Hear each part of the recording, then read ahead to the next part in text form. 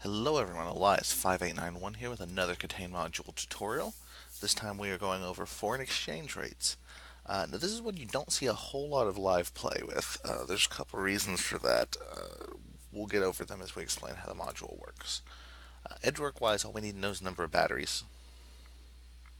We have one. And you'll notice the module's kind of flashing right now. It's trying to query the internet, actually. Ones that are successful turn green, ones that are unsuccessful turn red. Hopefully we'll get some green ones before it finishes up, but with this many of them, I'm not surprised that several of them timed out. Perfect. So we got some green ones, we got some red ones. We got two green ones. So green one's kind of the core. As the diffuser, you just read out the letters PLN, MXN, 393.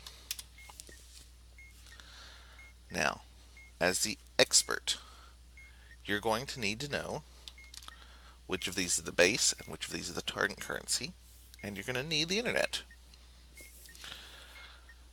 So, assuming nothing changes it, your top row is your base currency, that's your currency you're currently in this case PLN. Your middle row is your target currency, what you're converting into, in this case MXN. Your bottom row is how much currency you have to convert, in this case 393, whatever PLN is, I don't know off the top of my head.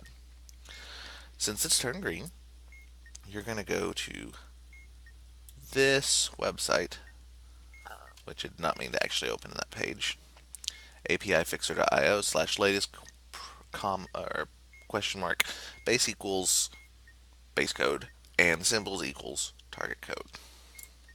So we're going to copy the link, going to paste it up here, and we're going to put in PLN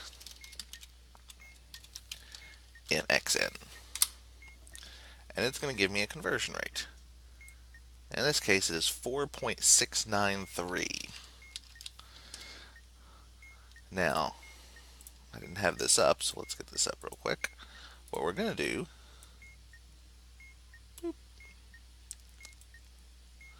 is we're going to use a calculator, and we're actually going to convert by doing, let's go ahead and switch back to this. What we're looking for, and you'll notice I grabbed this, is this rate section at the end here.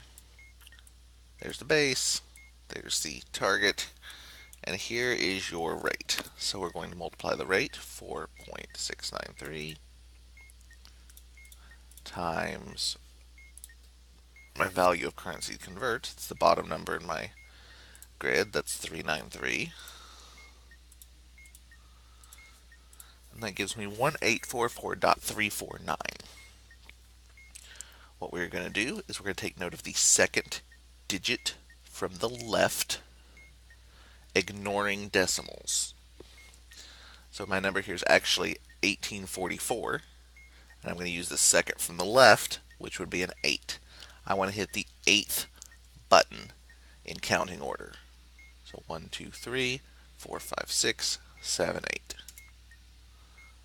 In this case, it's the 9, and that's done. Let's do this one. Same procedure. SEK, HKD, 173. So we're going to convert SEK to HKD. We get a conversion rate of 0.86252 multiplied by the 173 we have is 149 and a decimal, so my second from the left is 4. So we hit button 1, 2, 3, 4. That's what you do if they're green. Now, I hadn't mentioned this yet, but this is very important. You'll notice these little footnote references. One, if there's more than one battery on the bottom, there wasn't in this case, but had there been more than one battery, the base currency code and the target currency code are swapped. So instead of converting from SEK to HKD in this case, I'd have put them in the other way and done HKD to SEK. So check your battery count. The second rule that it mentions here is Sometimes you get the ISO numeric code, which we're going to look that up here in a second, but that's going to be important. This particular website does not accept the currency code, so you'd have to figure out the conversion. I'll show you how to do that because if it's red, such as this one, CHF BGN 548, and this one is red lights. If it's red, that means it couldn't query that particular website, couldn't connect up, couldn't do the conversion, so you've got different rules. In this one, you're going to find the target currency country. So my target currency, remember, is this second one, unless I have enough batteries that it switches. I'm going to look up the new ISO 4217 numeric code for the target currency country. So I'm going to look up ISO 4217 numeric code for BGN. So we're going to look that up. Here's a Wikipedia page. That's fine. Search for BGN. It's a Bulgarian lev, apparently. And there's the ISO numeric code for it. 975.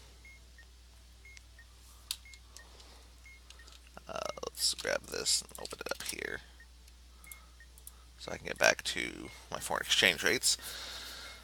So we're going to get this ISO code. We're going to use the second digit from the right. In this case, 5. That's 7, the middle number. 1, 2, 3, 4, 5, 6, 7. Now, if say my green one had numbers, like this one up here, you see there's numbers here on the top, 376. I don't know what 376 is. Now, in this particular case, I don't care either. But had this one been green and I needed to put this into the iso.fixer website, I can just look up 376, see that it's the Israeli new shekel, it's an ILS, and used ILS instead of 376. So let's do one more, the CAD, which I'm pretty sure is Canadian dollar. So we'll look up CAD, Canadian dollar, middle digit is 2, so we hit the second one, 1, 2, NOK, and notice I don't really need anything except for the target currency on this one. So if it's red, 2/3 of the information it gives you is just extraneous. You just have to worry about that middle row or top row if you had enough batteries. NOK, middle number 7, so 367, and so on to finish this one up. Now I mentioned this one does not get a ton of play.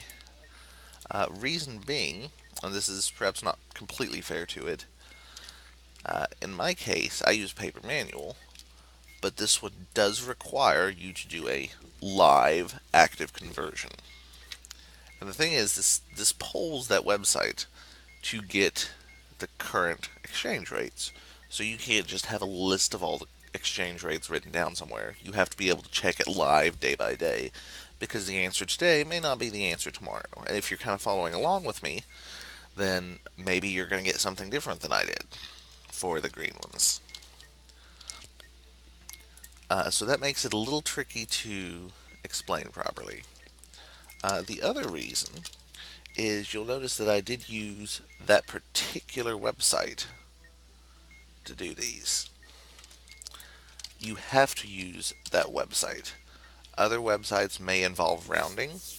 If you do a Google search for the conversion, you may get a rounded value or a slightly different decimal based on when the two sites, Google versus the API ISO or Fixer.io, they update at different times. So one's answer may not match the other's answer. So you have to use that particular website. No other search will work when it comes to finding the target exchange rate. One last thing before we wrap up. I was actually doing some of these to find this case. The Singapore dollar here, this one here, notice that the code I'm looking for is 702. So I want to hit the oath, the 0th button. There is no 0th button. In either case, red or green. If you have the 0th button, it's just the first button. But that is foreign exchange rates. I did go over that one kind of quickly because it's not a hard module. It just takes some learning how to get used to it and the way it works. And truthfully, in my opinion, these red ones are a lot easier, a lot quicker because you can use different websites. I mean, I use Wikipedia, but there's oodles and oodles of pages that actually do have numeric ISO codes.